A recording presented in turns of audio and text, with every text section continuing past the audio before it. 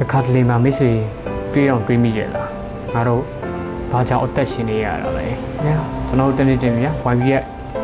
မနေ့တော့မနေ့အလုပ်တော့ညနေလုပ်ပြန်ဟုတ်တယ်ဝဲခဲ့ကြီးမှာ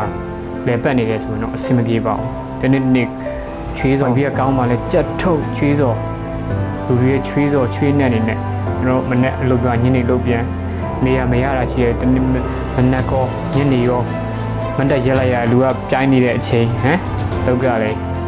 အားကြောင့်ကျွန်တော်ဒီလိုဝက်ခရက်ကြီးတွေမှာလဲပတ်နေလို့အဆင်မပြေပါဘူးကျွန်တော်တို့တိုးတက်နေတဲ့ digital ခကြီးတွေမှာမိတ်ဆွေတို့ကိုယ့်ဘက်ကိုပုံဖော်မှရပါလိမ့်မယ်မိတ်ဆွေတို့ပုံစံကိုချင်းချက်ပြောင်းလဲမှရပါလိမ့်မယ်ဒီကာလမှာ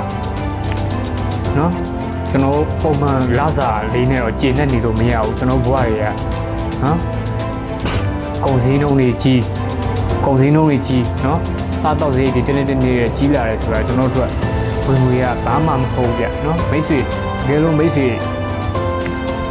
စကေးဆက်တစ်ခုဟိုတက်မြောက်ထားခဲ့မယ်ဆိုရင်တော့မိတ်ဆွေအသက်မွေးကြောင်း online business လုပ်လို့ရပြီနော်ဘို့အချိန်တိုင်ပြီးလို့ထင်ပါတယ်နော်ဒီခေတ်ဒီကာလမှာကိုရတဲ့လစာနဲ့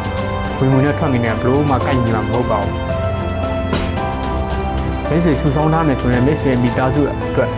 လောကချင်းမှာလောကလိမ့်မယ်ဗျာနော်ကဲမိတ်ဆွေတို့ဒီလောက်ပဲပြောနေတယ်ဗျာမိတ်ဆွေကျွန်တော်ရဲ့စကားတွေကတစုံတစ်ခုရခဲ့တယ်ဆိုရင်တစ်ခုတော့ပြုလုပ်ခဲ့ပြီပါဗျာ